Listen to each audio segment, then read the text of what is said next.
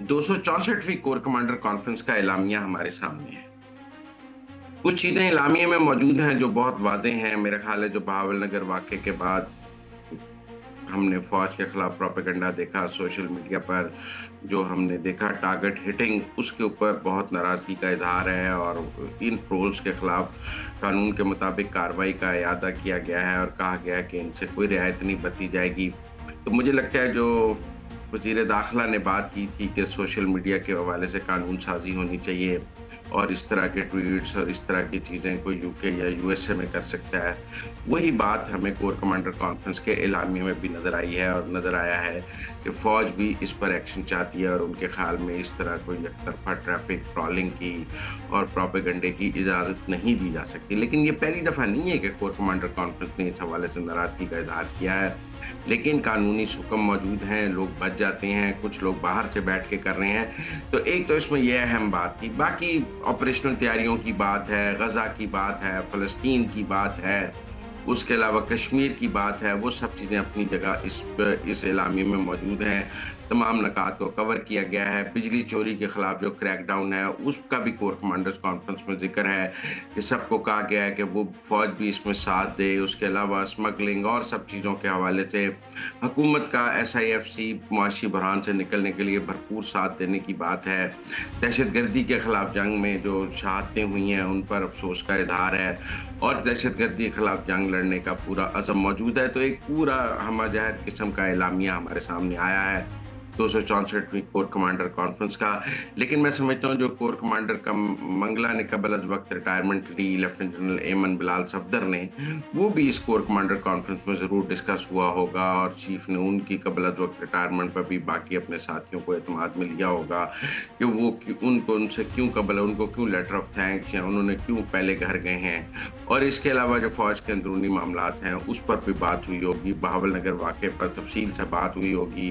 क्या हुआ, पुलिस के साथ क्या हुआ, पुलिस की क्या ज़्यादती थी, फ़ौज ने कैसे एक्ट किया, आइंदा ऐसे मामलात से निपटने के लिए फ़ौज को क्या करना चाहिए। तो मेरे ख़्याल में इस कोर कमांडर्स कॉन्फ्रेंस में उसके SOPs भी हाईएस्ट लेवल पर तय हो गए होंगे कि आइंदा ऐसा कोई वाक़या ना हो और आइंदा ऐसी कोई प्रोएक्टिव एक्टिविटी ना की जाए और इस हवाले से सिविल एडमिनिस्ट्रेशन से कैसे रिस्पॉन्ड किया जाएगा, उनसे कैसे बात की जाएगी। तो मेरे ख़्याल में वो भी तय हो गया है। लेकिन बहरहाल सोशल मीडिया पर एक क्रैकडाउन और जो ट्रोलिंग है और जो फ़ौज के खिलाफ प्रोपेगेंडा है, उस हवाले से ये एलामिया बहुत अहम है और ये इशारा दे रहा है नई कानून साज़ी का और इस हवाले से सख्ती का। पाकिस्तान मुस्लिम लीग नून के रहनुमा जावेद लतीफ़ ने कहा है कि अगर तहरीक इंसाफ नया इलेक्शन चाहती है तो कौमी असम्बली में आए और रूल्स ऑफ द गेम तय कर।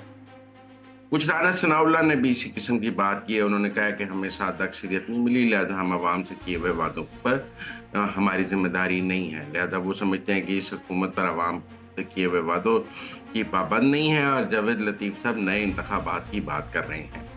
अब देखने की बात यह है कि जिस जमात से जावेद लतीफ़ साहब का और राना सनाउल्लाह साहब का ताल्लुक है, क्या वो मुल्क में नए इंतखाबात की तरफ जा सकती है? और क्या ये तासुर दुरुस्त है कि मियां जावेद लतीफ़ और राना सनाउल्लाह नवाज शरीफ की ज़ुबान बोल रहे हैं? आप नवाज शरीफ की नज़र से देखें, वो खुद वज़ीर आज़म नहीं बन सके, ये बात ठीक है, लेकिन उनकी जो सियासी वारिस हैं, मरियम नवाज़, वो वज़ीर आला पंजाब है और पंजाब की हुकूमत 2/3 अक्सरियत से बनी हुई एक मजबूत हुकूमत है। अब ये तो हो नहीं सकेगा जावेद लतीफ़ के फार्मूले के तहत कि सिर्फ कौमी असम्बली तोड़ के तो कौमी असम्बली के इंतखाबात करा लिए जाएँ, तो पंजाब में मरियम की हुकूमत मौजूद रहे, तहरीक इंसाफ को ये कबूल होगा। KP में PTI की हुकूमत कबूल रहे, मौलाना फजलुर रहमान और सबको ये कबूल होगा। सिंध में पीपल्स पार्टी की हुकूमत मौजूद रहे, क्या MQM, GDA और दीगर लोगों को ये कबूल होगा। और बलूचिस्तान में भी जो हुकूमत है वो मौजूद रहे और वो बाकी जो बलोच कौम परस्त हैं और मौलाना फजलुर रहमान, उन जो वहाँ अपोजिशन में बड़ी जमात है, उन सबको ये कबूल होगा कि सूबाई हुकूमतें अपनी जगह मौजूद रहें और मरकज़ी हुकूमत के इंतखाबात दोबारा हो जाएँ। ऐसा मुमकिन नहीं है। सूबाई हुकूमतें मरकज़ी हुकूमत के इंतखाबात में फिर पूरी तरह असरअंदाज होंगी। कौन से रूल्स ऑफ द गेम, कौन सा लेवल? और आपका ख्याल है कि जावेद लतीफ़ साहब का ख्याल है कि पीपल्स पार्टी जो है वो सिंध और बलूचिस्तान की हुकूमत छोड़ने के लिए तैयार हो जाएगी क्योंकि जावेद लतीफ़ साहब यहाँ नवाज शरीफ साहब को फार्मूला देना चाहते हैं? अच्छा, क्या ये भी मुमकिन है कि पीटीआई अपनी केपी की हुकूमत तोड़ने के लिए तैयार हो जाए और उनको क्या यकीन दहानी है कि अगली दफ़ा एस्टेब्लिशमेंट उनको केपी की हुकूमत भी बनाने देगी या नहीं बयान बनाने देगी? उन्होंने पहले 2 हुकूमतें तोड़कर नहीं देख लिया कि हुकूमतें तोड़कर क्या हासिल होता है। तो क्या पीटीआई केपी की हुकूमत तोड़ देगी? लिहाज़ा मुझे ये एक दीवाने का ख्वाब लगता है, एक बेपर्की की लगती है, इसका हकीकत से कोई ताल्लुक नहीं लगता, एक सियासी फसाना लगता है कि जी नए इंतखाबात करा लिए जाएँ। जो सियासी शतरंज है, इसमें इस वक़्त जो बड़े स्टेक होल्डर्स हैं, मतलब पीटीआई वो अपनी केपी की हुकूमत नहीं तोड़ने के लिए तैयार होंगे, तो नए इंतखाबात का सवाल कहाँ से पैदा होता है? सब कौमी असेंबली में बैठ गए हैं, किसी ने कौमी असेंबली से हलफ लेने से इनकार किया है। किसी ने भी किसी भी असेंबली से हलफ लेने से इनकार किया है जो नए इंतखाबात की बात की जाए। सब असेंबलियों में जाकर बैठ गए हैं, सब असेंबलियों की कार्रवाई में हिस्सा ले रहे हैं। शोर मचाना, एहतजाज करना पार्लियामान में वो एक अलग बात है, वो हिस्सा है जमहूरियत का। लेकिन सब निज़ाम के साथ चल रहे हैं, सबको निज़ाम कबूल है, सब निज़ाम का हिस्सा हैं। केपी के वज़ीर आला तो कोर हेडक्वार्टर में पूरी कैबिनेट के साथ इफ्तारी करके आए हैं। 2 दफ़ा वज़ीर आला पंजाब वज़ीर-ए-आज़म पाकिस्तान से मिल चुके हैं। तो फिर ये जावेद लतीफ़ को नए इंतखाबात कहाँ से नज़र आ रहे हैं? मुझे तो ये एक सियासी अफ़साने से ज़्यादा कुछ नहीं लगता। मुझे लगता है वो खुद को रेलेवेंट रखने के लिए ऐसी बात करते हैं। इस वक़्त तो नवाज़ शरीफ भी नए इंतखाबात का नहीं सोच सकते। उनको अंदाज़ा है पिछले इंतखाबात कितने मुश्किल थे। उन्हें 5 साल चाहिए अपनी पार्टी को दोबारा खड़ा करने के लिए और नवाज़ शरीफ की नज़र तो 2029 के इंतखाबात में है, जहाँ वो मरियम नवाज़ को वज़ीर-ए-आज़म का उम्मीदवार बनाना चाहते हैं।